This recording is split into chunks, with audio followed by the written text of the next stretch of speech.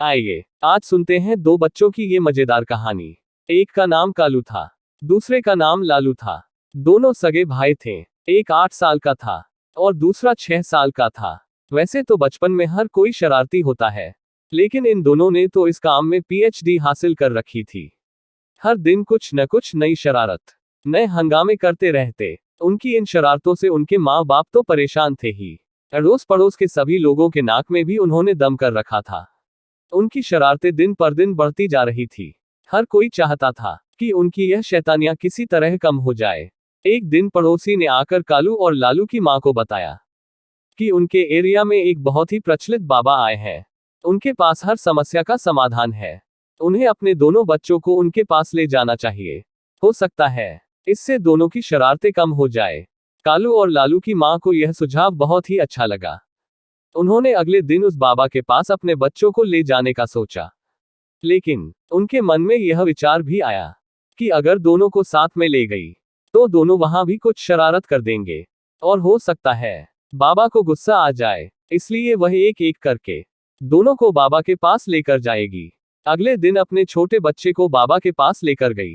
बाबा ने बच्चे को अपने पास बिठाया और उसकी मां को बाहर जाकर इंतजार करने के लिए कहा। बाबा बड़े प्यार से बच्चे के साथ बात करने लगे। बाबा ने बच्चे से सवाल किया कि क्या तुम जानते हो भगवान कहाँ है? अगर जानते हो तो मुझे बताओ। बच्चा कुछ भी नहीं बोला और बाबा को बस देखता रहा। बाबा ने कई बार यह सवाल दोहराया, लेकिन बच्चा मुंह ही नहीं खोल रहा था। बच्चा कोई भी प्रतिक्रिया नहीं दे रहा था। इसलिए बाबा को भी थोड़ा गुस्सा आ गया और अब उन्होंने थोड़ी तेज आवाज में बच्चे से पूछा, क्या तुम्हें सुनाई नहीं देता मैं क्या पूछ रहा हूँ? बोलो, भगवान कहाँ है? बाबा को गुस्सा करता देख बच्चा वहां से उठ खड़ा हुआ और सीधा भागते हुए अपने घर जा पहुंचा। घर पहुंचते ही वह अपने बेड के नीचे छिप गया।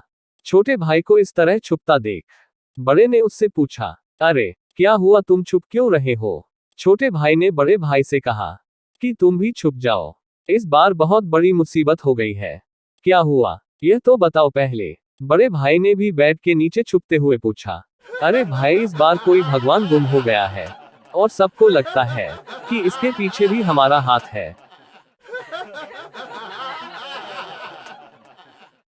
ऐसी ही और भी प्रेरणादायक और रोचक कहानियां सुनने के लिए अभी सब्सक्राइब करें प्रेरणा टीवी को, ताकि वीडियो की नोटिफिकेशन पहुंचे आप तक सबसे पहले। धन्यवाद।